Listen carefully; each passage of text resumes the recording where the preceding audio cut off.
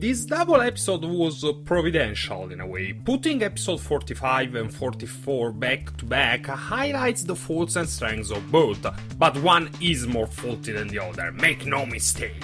Let's begin!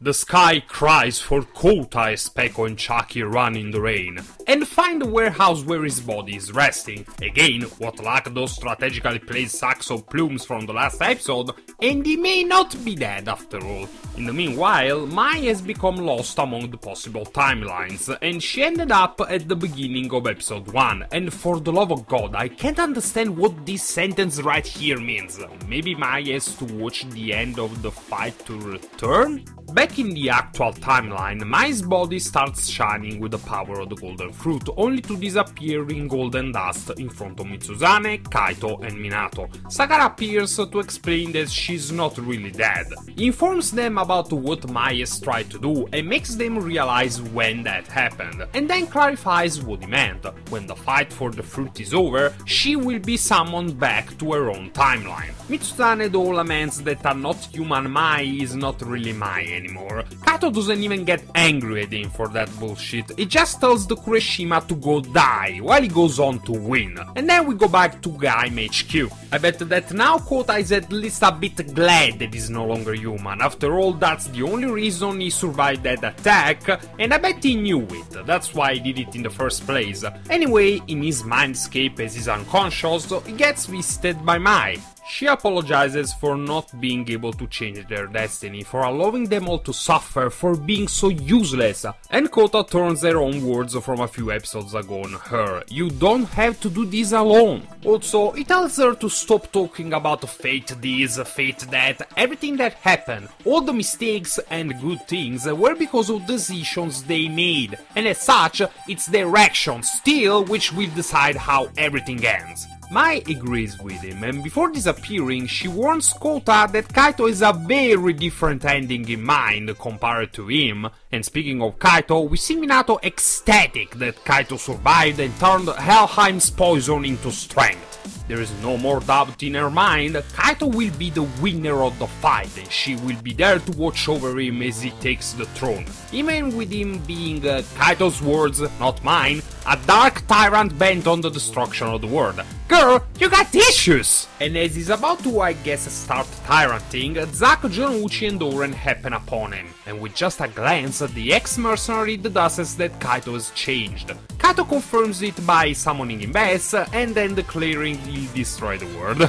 After a brief, awesome martial arts skirmish with Minato, Oren declares that he has seen plenty of men like Kaito drunk on power, and that just like them, he needs to be stopped. Zack is of course hesitant about fighting Kaito, but even if he did help, I doubt the outcome would have been any different, and Kaito only now joins the battlefield, just as Kota wakes up, knowing that he's gone off the deep end. Then back to the bitch slapping. Outnumbered and outpowered, Oren and Jonouchi do not stand a chance, but it serves to make Zack finally make his decision and side with his old boss. Goddamn it, Knuckle! In the ensuing fight, Jonouchi and Oren lose their lock seats, and Bravo loses his driver too! Kaito lets them leave, telling the two to go and spread the word of Kaito the Conqueror, or something like that. No mercy to anyone who opposes him. They go do just that, and even with him still injured, the group has no choice but to let Kota go. In the meanwhile, Kaito is doing something really awful indeed. He plans to summon as many beasts as he can and then set out from Zawame to conquer Japan Sengoku style. And then, the word. Kota manages to reach him quickly enough though. Kaito informs him of Mai's situation and that to bring her back they have no choice but to finish the fight. Ignoring Kota's pleas, he attacks with his banana lock seed instead of going full overlord. Well, I guess you can't resolve the fight you teased about the whole series so quickly. I'll give this a pass, and I don't think I need to tell you it's a really nice duel. Eventually, Kota overpowers the banana arms, which leads to a pretty nasty smirk and Kaito going overlord, and Kota saying that he believed Kaito would save the world? When in the flying hell did you get any hint he had any intention of doing that? Also, Kaito isn't being tsundere about Mai anymore, he's going straight yandere, and that's what gets Kota to use the Zenith arms, and the fight seems to go pretty even until our hero reminds us that his big ass wound is still open. And Zack notices, hence he attacks Kota, his liege not worthy of such a weak enemy, except the magnificent bastard was just faking it, he's turned himself into a double agent for the Gaim side, nice! His intervention allows Kota to retreat, and man, am I glad this is a double episode, I can't wait to see what Zack wants to try! And it's passing a letter to Peko in broad daylight where anyone could see them. Yeah, it's not that good at the whole Metal Gear Solid thing. Anyway, back at Gaim HQ, the troop is wondering why Kaito didn't lose his mind after eating Helheim fruit. Kota wisely realizes that someone that driven doesn't succumb his mind easily to nothing. But is not wise enough to not choose the worst time ever to tell everyone about what the Zenith arms are doing to him. Before Jonouchi can start a remake of Frankenstein, though, Peko arrives with the letter. Judging from Oren's expression, it's something really bad. Just as bad as Mitsuzane's condition, Ryugen is just letting himself waste away now that he's left with nothing, except Ghost Takatora, which isn't exactly a blessing. Still, now that Mitsuzane has all his defenses down, his tough love words are having more of an effect. Then we go back to Kaito, Zack and Minato. In his dreams, Mai goes to visit Baron. She came to make sure that the future which Kaito is trying to obtain is indeed the Darwinian wet dream he always preached about. We get silence and what I guess is a love confession, so I count that as a yes. Back at Bandos, we find out that Zack has asked Oren to build him a bomb! Knuckle wants to go Allahu Akbar on his former boss, and while he doesn't feel like he deserves praise for it, he still gets it. Zack admits that deep down he always worried about Kaito. The man seems like he can't exist without having someone to fight. Then storms off, reassuring everyone, not really, I have a feeling that Kota wasn't told. And if Zack really intends to suicide bomb himself, I can see why, he'd try and stop him. The next morning, Lord Kaito is overlooking his army as it gathers. Zack arrives and talks with Kaito one last time. The two compare beliefs. Zack, becoming Baron's leader, found strength in his responsibility of protecting the weak.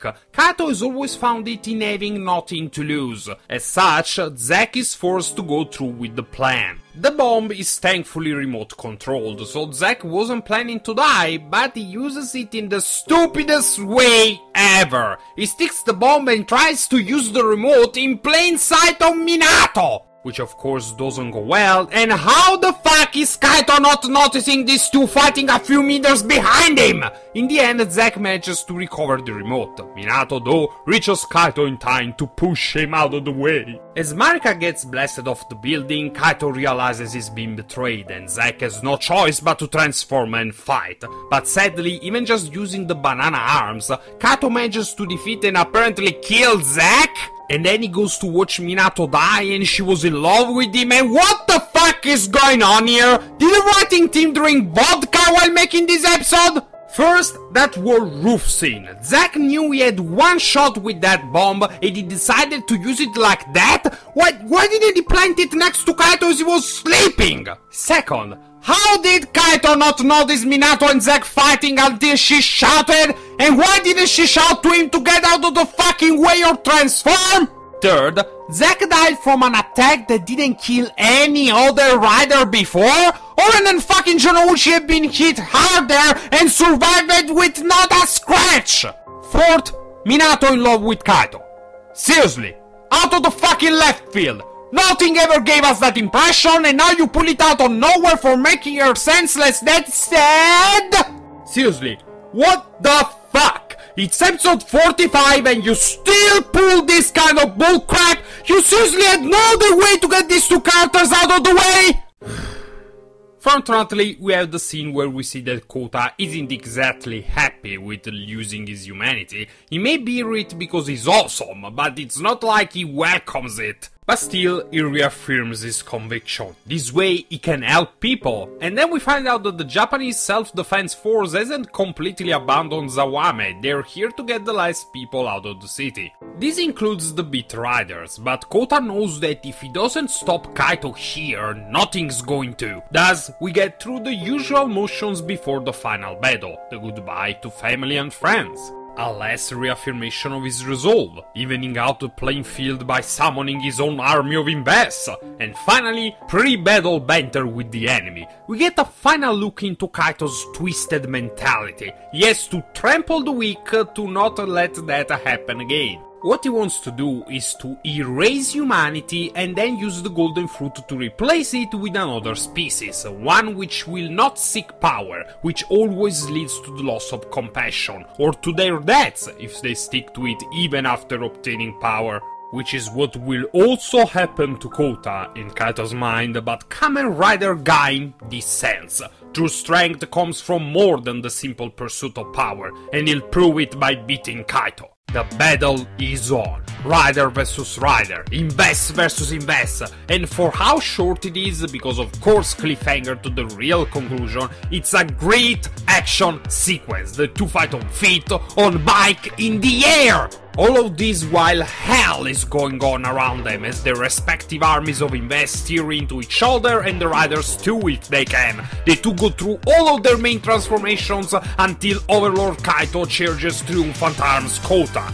The episode ends with a still of the two clashing with each other, leaving me utterly confused as to whether this was a good or bad episode. Oh, who am I kidding? It's a bad episode!